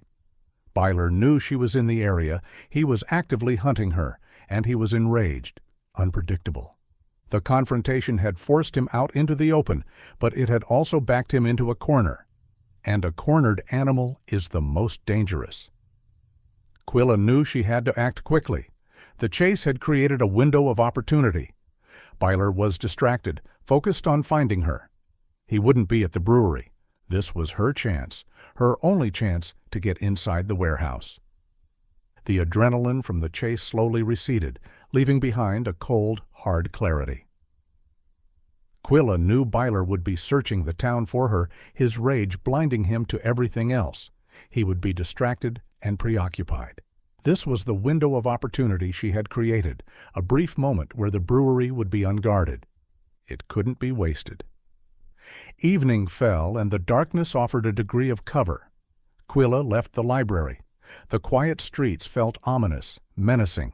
She had to make her way back to the isolated industrial area, a journey of several miles without being detected. The back roads and alleys provided cover. The shadows concealed her movements. She traveled slowly and cautiously, her senses heightened. Every passing car, every distant sound sent a jolt of fear through her. The guard dog remained a problem. The ferocious Rottweiler was a formidable obstacle, and another confrontation was too risky. She stopped at a small grocery store. The bright lights were jarring against the darkness. She purchased a package of raw meat, the thick steaks heavy in her hand. Her next stop was a pharmacy. The sterile environment smelled of alcohol and medicine. She bought a bottle of mild sedative, a sleep aid recommended by the pharmacist. The plan was risky, uncertain, but it was the only option she had. Late in the evening, she reached the industrial area. The silence was heavy, oppressive. The abandoned buildings loomed like skeletal remains against the night sky. The brewery property lay ahead. Quilla approached cautiously, her heart pounding. The fence was still there, a dark silhouette against the pale moonlight. At the familiar spot, she squeezed under the fence. The metal scraped against her skin. Once on the other side, the smell of yeast and decay washed over her. She kept low and moved toward the warehouse, her eyes scanning the darkness. The guard dog was there, chained near the main entrance. It was asleep, curled up in a tight ball. Quilla approached the dog slowly. Her movements were deliberate, quiet. In her hand, she held the meat, the sedative sprinkled generously over the surface. The dog stirred and lifted its head. A low growl rumbled in its chest. Quilla stopped. She held out the meat. "Shh," she whispered, her voice soothing. "It's okay." The dog hesitated, suspicious, but the smell of the raw meat was enticing. It stood up and took a tentative step toward her. She tossed the meat toward the dog. It landed on the ground a few feet away. The dog looked at the meat, then at Quilla. Hunger won over suspicion. It lunged at the meat and devoured it in a few gulps. Quilla waited, her breath held tight in her chest. The sedative would take some time to work. The dog remained alert for a few minutes, pacing restlessly. Then its movements started to slow, becoming sluggish. Finally, it lay down. Its head rested on its paws, its eyes closing. The dog was neutralized. Now she needed to find a way inside. The back of the warehouse seemed more promising than the main entrance with its roll-up door. A small, grimy window caught her attention. The glass was broken in one corner. It was high up on the wall, but accessible. She searched for something to stand on. A discarded wooden pallet leaned against the wall. She dragged it toward the window, the sound loud in the silence. The pallet was unsteady beneath her feet as she climbed onto it. She reached the window. The rest of the glass had to be broken. Another search of the area yielded a tire iron, rusted and discarded in the weeds. She used the tire iron to smash the window. The sound of shattering glass echoed in the stillness. Working quickly, she cleared the remaining shards from the frame, creating an opening large enough to climb through. The metal frame dug into her hands as she pulled herself up. She scrambled through the opening and dropped onto the floor inside the warehouse. The landing was hard, jarring her body. She lay there for a moment, listening, her senses overwhelmed by the darkness and the smell. She was inside. The air was thick, heavy. The smell of stale beer and decay intensified, almost suffocating. The darkness was absolute, the only light coming from the pale moonlight filtering through the broken window. Quilla stood up. Her eyes slowly adjusted to the gloom. She was in a large, cluttered space. The interior of the warehouse was a maze of shadows and indistinct shapes. The silence was heavy, broken only by the faint hum of machinery and the dripping of water somewhere in the distance. The fear was a cold knot in her stomach, but the determination was stronger. She had come too far to turn back now. She started into the darkness, navigating the cluttered space, heading toward the area where the lights had been seen, the area where Byler spent his time, the area where the secrets were hidden. Quilla navigated the darkness of the warehouse, her movements slow and cautious. The interior was a cavernous space, the ceiling high above her, the shadows stretching long and distorted in the pale moonlight. The air was thick and heavy, the smell of yeast and decay so strong it coated her tongue with a bitter taste. But beneath it, the foul odor she had noticed before was more pronounced, a distinctly human smell of sweat, filth, and something else, something sickly sweet and unsettling. Moving through a maze of old brewing equipment, towering metal vats, rusted pipes, stacks of wooden pallets, she found the floor slick with spilled liquids, the footing treacherous. The silence was broken by the low hum of refrigeration units, suggesting that parts of the brewery were still operational. She headed toward the area where the lights had been visible, the section of the warehouse that Byler frequented. In the back corner she found it, a makeshift living space carved out of the clutter. It was a disturbing sight. A filthy mattress lay on the floor, surrounded by discarded food containers and empty beer bottles. A small portable television flickered silently in the corner, the screen casting an eerie glow over the scene. The walls were covered in strange writings and symbols, scrawled in black marker. Quilla stared at them, her blood running cold. It was a twisted ideology, a mixture of religious condemnation, misogynistic rants, and strange ritualistic phrases. This was a glimpse into the darkness of Byler's mind, his hatred and resentment laid bare. A wave of nausea washed over Quilla. This was the environment where Byler nurtured his hatred, where he plotted his revenge against the world he believed had wronged him. Searching the living space, she looked for any sign of her daughters, any evidence linking Byler to the disappearance. Nothing was found. No clothing, no personal items, nothing to suggest that Iva or Elspeth had ever been there. The frustration mounted. The warehouse was vast, the clutter overwhelming. If there was something here, it was well hidden. Expanding her search, she moved deeper into the warehouse, into the areas that seemed abandoned, unused. She found herself in a section that looked like a storage area, filled with stacks of old grain sacks and discarded equipment. The air was colder here, the smell of decay stronger. It was then that she noticed it, hidden behind a large stack of grain sacks, almost invisible in the gloom. A heavy metal door. It looked like an old cold storage room, the kind used for storing perishable goods. But the door was reinforced, the metal thick and solid, and it was secured with a large new padlock, the metal gleaming in the dim light. A cold storage room, reinforced and padlocked, in an abandoned brewery. Quilla approached the door, her heart pounding. The suspicion solidified into a chilling certainty. This was what Byler was hiding. Pressing her ear against the cold metal, she listened. The silence was heavy. Nothing was heard at first. Then a faint sound, a slight shifting movement, a suppressed breath. Someone was inside. Quilla's breath caught in her throat. The agonizing hope, the desperate fear, collided in a wave of emotion. Eva! Elspeth! She had to get inside. The padlock was thick, solid. Breaking it with her bare hands was impossible. Frantically searching the area, she looked for tools. The darkness hampered her search, the clutter obscuring everything. A toolbox was discovered hidden under a workbench, the metal rusted and stained. Inside the open box, a collection of tools, disorganized and dirty. She found a heavy bolt cutter. The blades were dull, the handles stiff, but it was the only option she had.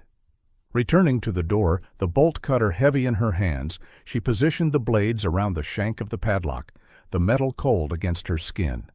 Squeezing the handles, she put all her strength into the effort. The metal groaned, resisting. The padlock held firm. She tried again, a surge of adrenaline giving her renewed strength. Squeezing harder, the muscles in her arms burned. The metal snapped, the sound loud in the silence. The padlock fell to the ground, the clang echoing in the stillness. The door was unlocked. Quilla hesitated, her hand trembling as she reached for the handle. The fear of what she might find inside was overwhelming. The possibility of disappointment, the confirmation of her worst fears. But the need to know was stronger. Taking a deep breath, she steeled herself for what was to come. She turned the handle and pulled the door open. A wave of cold air washed over her, the smell of filth and despair overwhelming. The darkness inside the room was absolute. Stepping inside, Quilla's eyes struggled to adjust to the gloom. The silence was heavy, broken only by the sound of her own breathing. "Iva?" she whispered, her voice trembling. "Elspeth?" No response. Reaching for a light switch on the wall, she flipped it on. A single bare bulb flickered to life, casting a dim, yellowish light over the scene.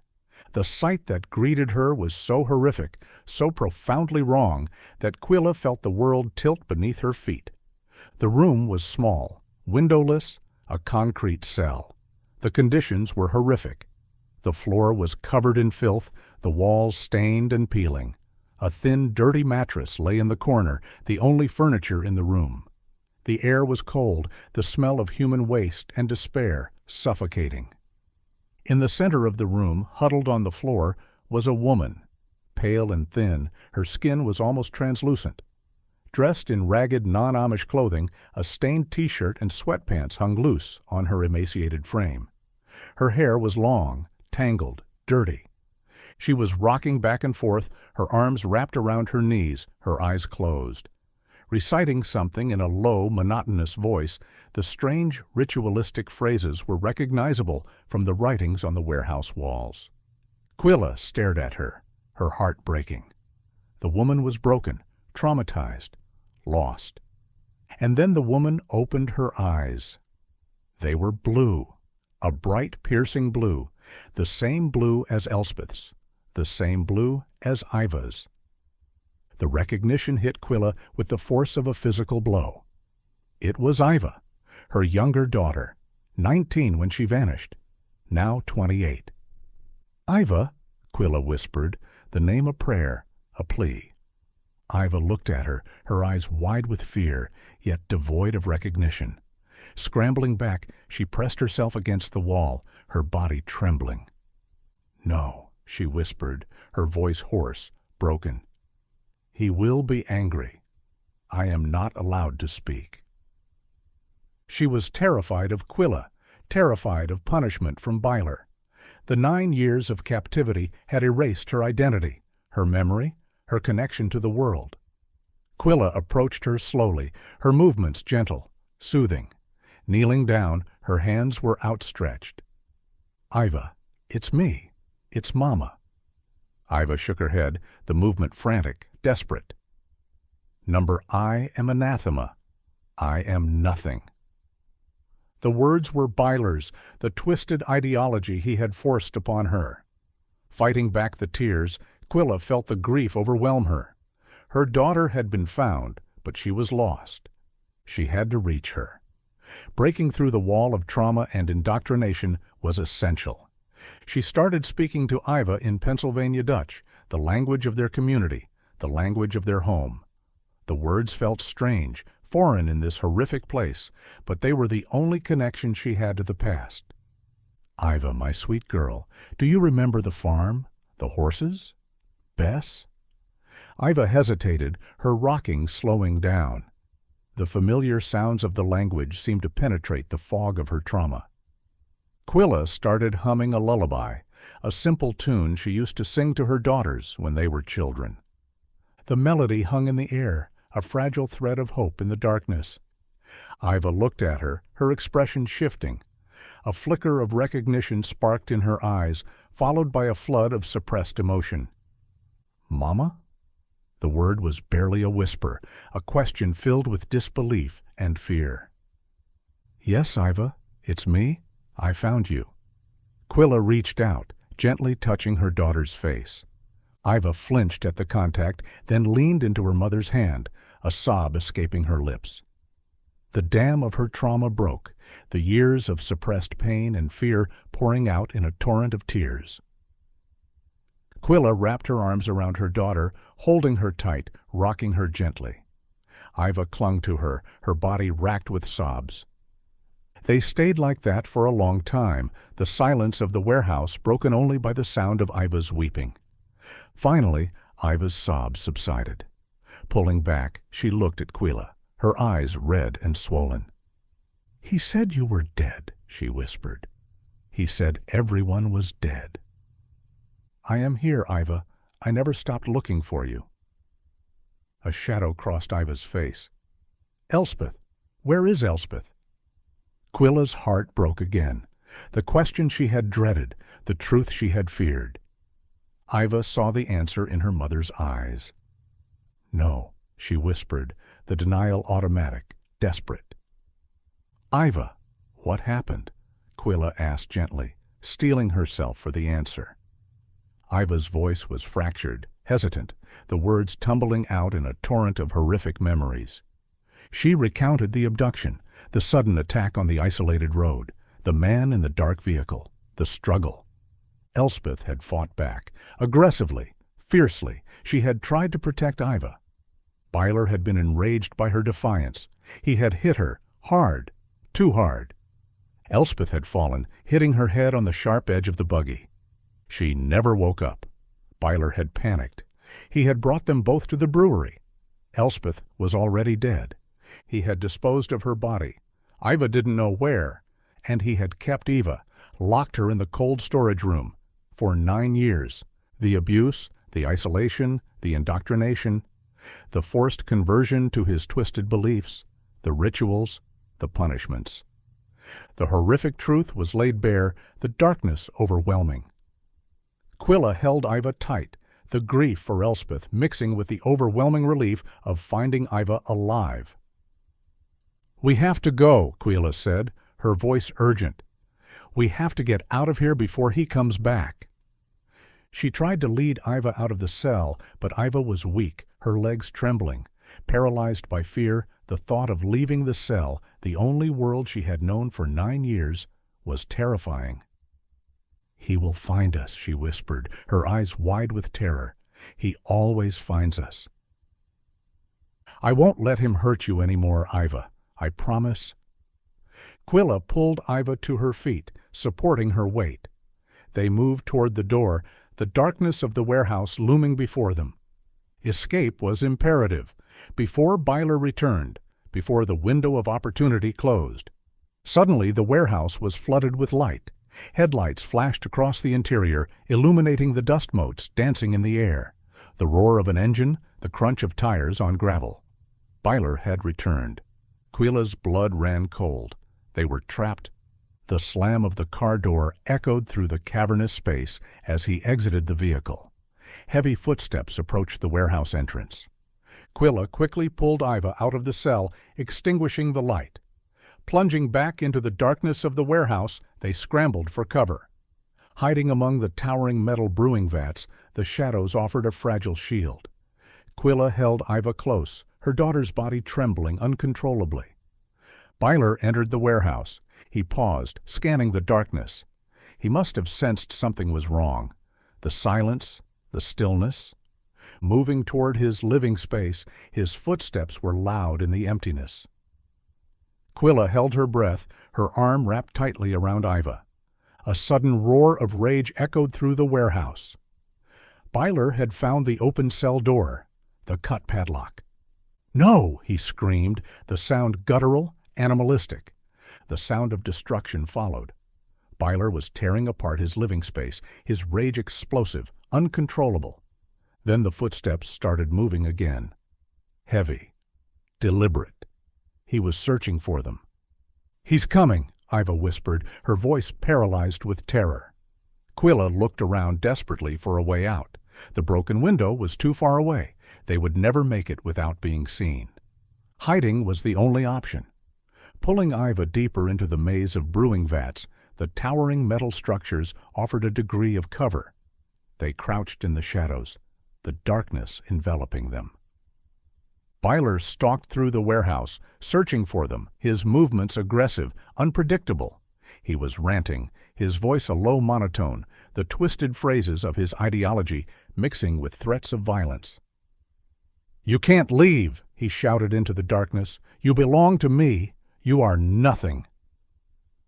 He grabbed a heavy piece of metal piping from the floor, wielding it like a club. He smashed it against the metal vats, the sound deafening. He was getting closer.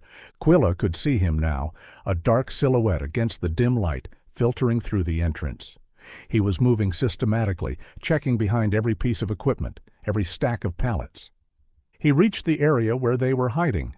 Pausing, his head tilted, listening. He saw them. A guttural sound escaped his throat. He lunged toward them, the metal pipe raised high. Quilla pushed Iva behind her, shielding her with her own body. Byler swung the pipe, the metal whistling through the air.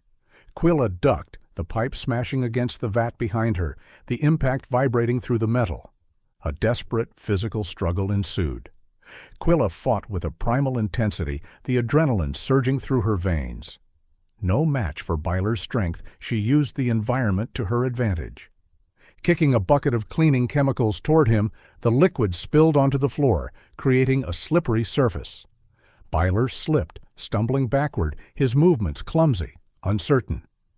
Quilla pulled down a stack of unstable equipment, the metal crashing onto the floor, creating a barrier between them. Byler roared in frustration, his rage escalating. He lunged at her again, his face contorted in a mask of hatred. Quilla saw the opportunity. A large, unstable fermentation vat towered over them, its metal frame rusted and corroded. It was a gamble, a desperate act of defiance.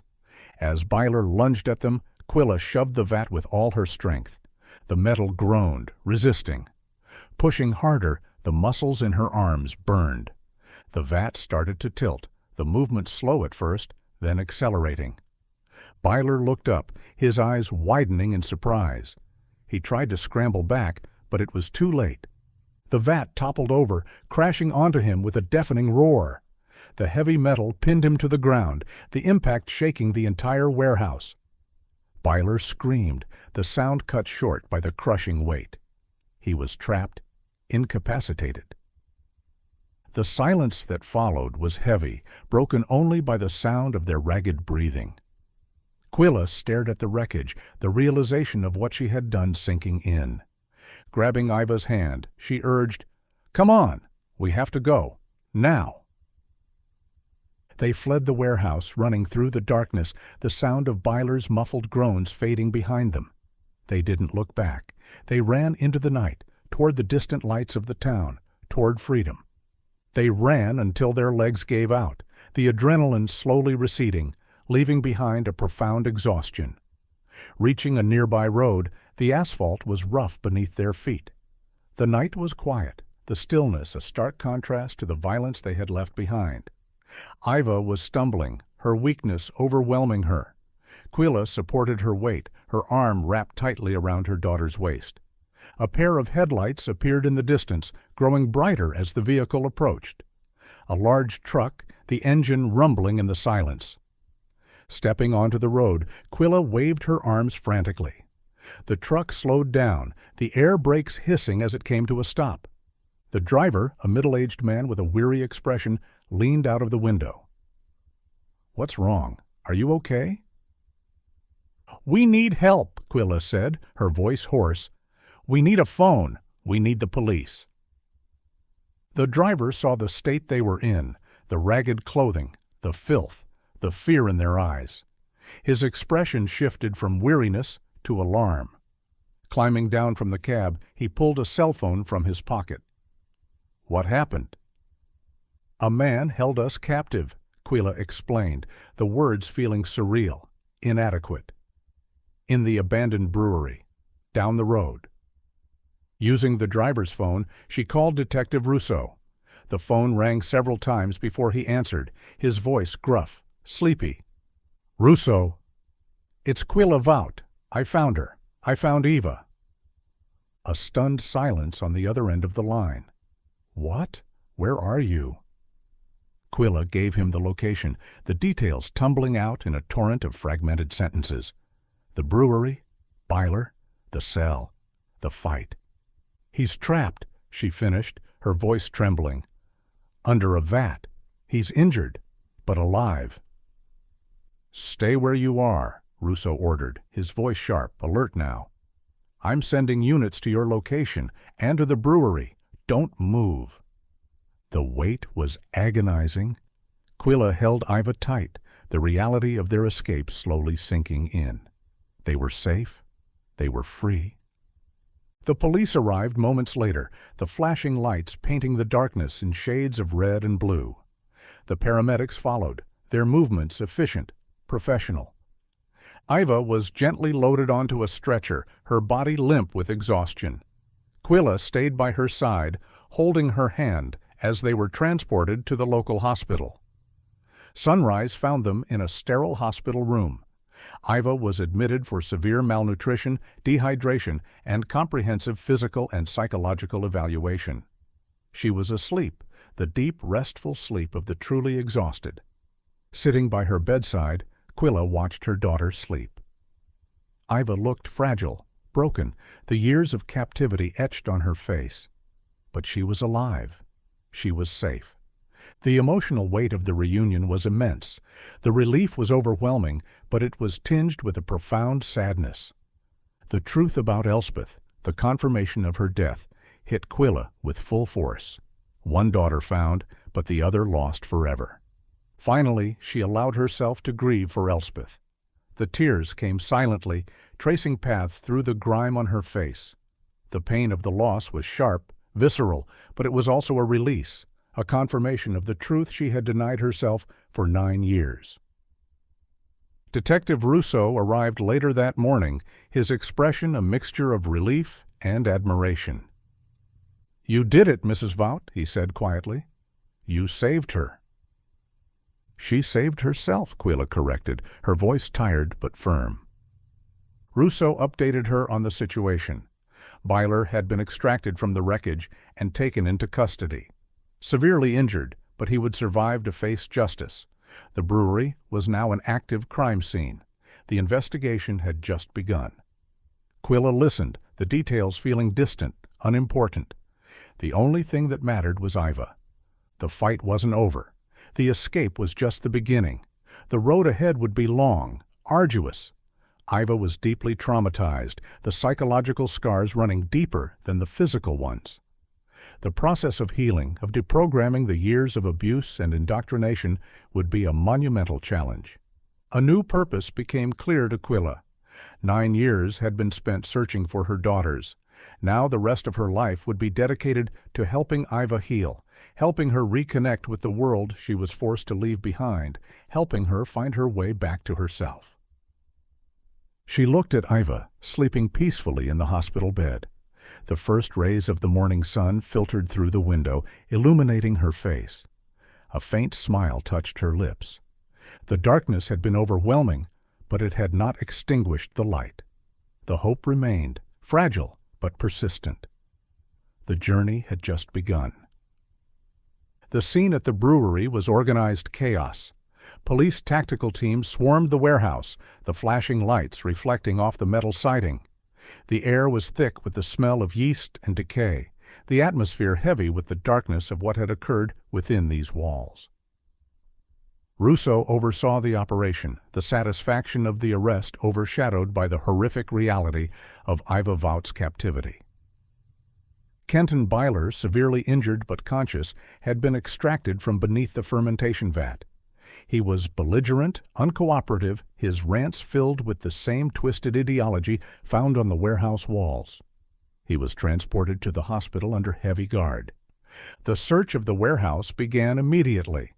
The forensic team, clad in protective suits, moved through the cluttered space, documenting everything. The cell where Iva had been held captive was the primary focus. The horrific conditions, the filth, the despair. It was a testament to the depth of Byler's depravity. The search expanded to the rest of the warehouse.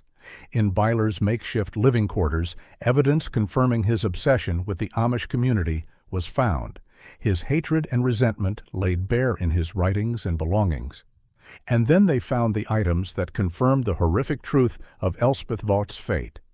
Hidden in a locked metal box, buried beneath a pile of discarded equipment, a small collection of personal items was discovered.